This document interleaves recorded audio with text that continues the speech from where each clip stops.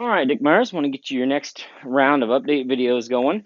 Here we've got Taz, and I thought I'd show you where we're at on formal obedience and force fetch, and show you how this is coming along. You guys, I know you've seen a lot of these videos like these before, so I'll kind of try to do them in succession so you can see where each dog is at, and talk a little bit about what I'm seeing out of them.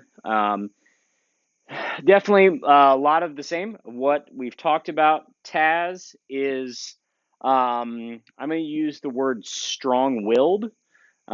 She is confident. She has her own agenda. She is a dog that definitely can handle pressure and isn't going to cower out, isn't going to have her feelings get hurt. So we don't have to worry about upsetting her. That it makes it very different than say working with some of the other dogs like Lucy, who's such more of a pleaser, more of a lover. Taz is much more just kind of methodical. We have to work at it. We come at it from very different ends of the spectrum. So anyway, getting her steady and sitting here nicely is going along well. She understands that. You'll see, like, even if I just walk her on a leash, she will fight me.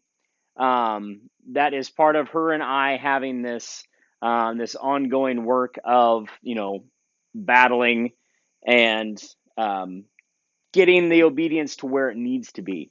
But that's fine. That's just who she is. So if we just do a simple heel and walk around here, heel, good girl. I mean, she walks at heel nicely. I'm not too concerned. I mean, she will walk with a nice loose lead. Come to the heel position over here. Heel, good, and sit down. I mean, we've made a lot of progress on the obedience. That's going just fine. So what I want to show you then is for her force fetch, what we're doing, and I'll mention this with the Taz, and I'll show it in the other videos this week. We're working off of a rubber mat. I got the mats out so that we can help start teaching dogs to return to a spot. I did this. I got him out. Lucy is the one that made me think about it, and then kind of the other dogs have seemed to like it as well. So we're using it with everybody at the moment. Seems to be giving them a good spot. Trying to teach the dog to come to a spot. And the reason for this is when we go to a hunt test, very often when you're at the line, there's a rubber mat. So especially on the water series, there's almost always a rubber mat to work off of. That is the target, the line, if you will. So starting it now makes it a lot easier. So Taz has been through all the basics for starting force fetch. She's held my hand. She's been ear pinched. She carries things. That's not a problem. So what we're doing right now is we're working on carrying the force fetch stick at heel and walking around with it and delivering it back to the mat. So if I come here and give her a little pinch, just a light squeeze, fetch, good girl. And probably if I walk with her without having a hand down there, she's going to drop. So what I'm doing is I'm not gonna give her a good opportunity to fail. I'm still trying to help encourage her here. So because I don't want her to continue to fail. So I'm gonna put my hand on her collar, and then I'm gonna put just one finger under her jaw. Good girl. Heel. Nope. And we can immediately reapply the pinch when she drops. Fetch. Good girl. Good. Heel. Good girl. Heel. Go back to the mat and sit down. Good girl. We want to be able to sit here, talk, touch the dog. Good girl.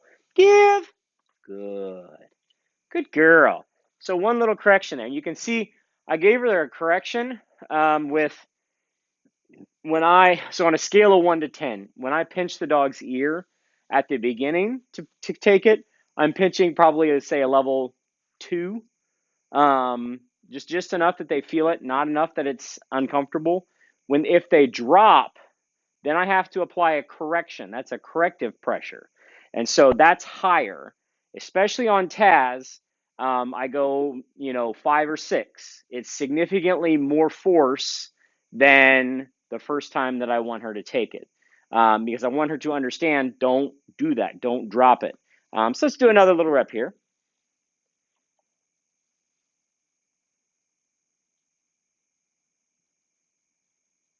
Fetch. Good girl. Heel. Good heel. Good girl. And as I wanted to see here, sit.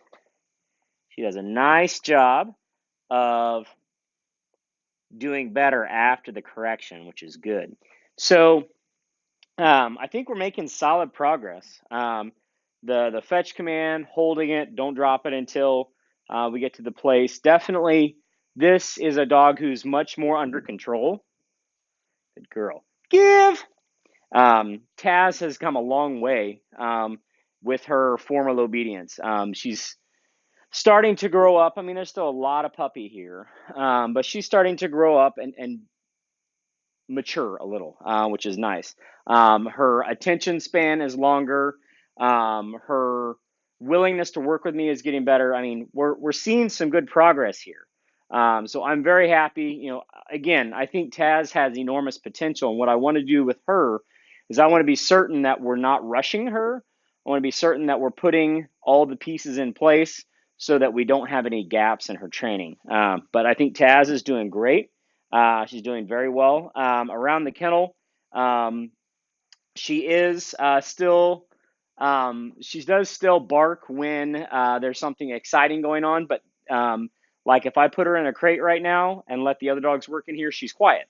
So we've made a lot. That's what I expect. Obviously, if somebody new walks in the room or whatever, the dog's going to bark. But in terms of just laying down and being quiet, she's come a long way. That's gotten good. Potty training is 100%. She's aces. She does have a couple little scratches on her head up here. For her and Cedar like to roughhouse a little bit. Nothing serious, but they do like to scrap a little bit. So they're kind of a hoot. But anyway, that's what's going on with Taz. Her obedience and force fetch is coming along. And so I'm happy with her. We're making good, solid progress.